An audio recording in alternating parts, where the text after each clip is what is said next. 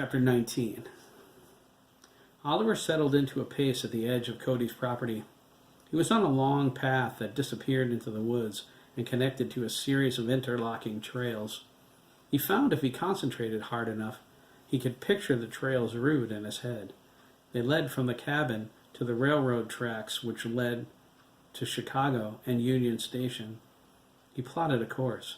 He intended to go to the edge of the city and back, satisfying his gnawing curiosity and desire to see it. The route Jake took to get to the cabin brought them around Chicago. Oliver didn't get to see the city the way he wanted to, the way he needed to. This was his opportunity. Chances are I'll be back before Jake wakes up. Oliver hoped so. He wasn't sure his excursion would meet with his guardian's approval.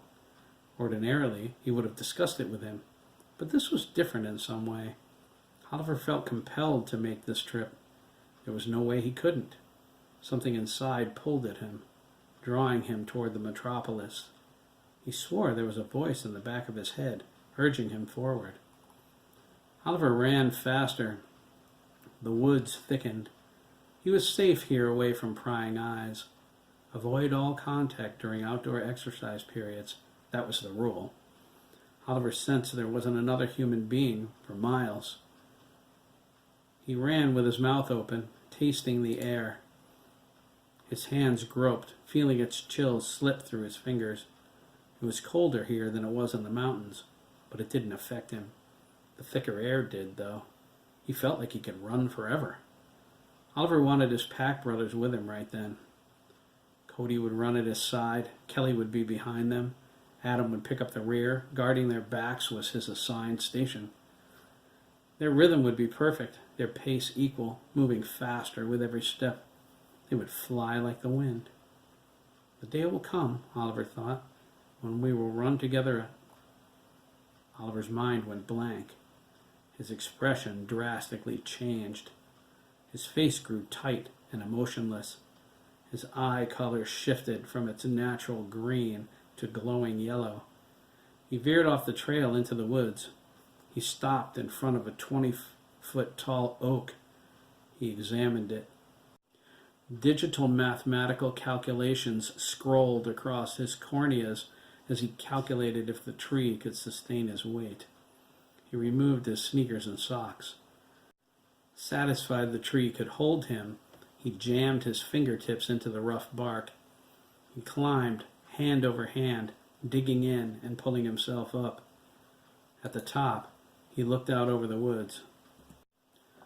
He saw Chicago in the distance. He gripped a thick branch at the top of the tree. Long silver claws thrust forth from beneath his fingernails and sank into the branch with a dull crunch. Wolf Boy 1 is online, Oliver's mouse said, his voice combined with something electronic and monotone. Assume ready posture and stand by. He cocked his head. Affirmative, he said.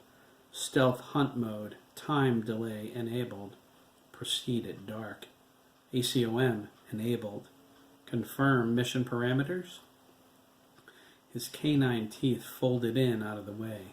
Sharp silver fangs descended from his gums to replace them. His upper and lower jaw extended and lengthened to compensate.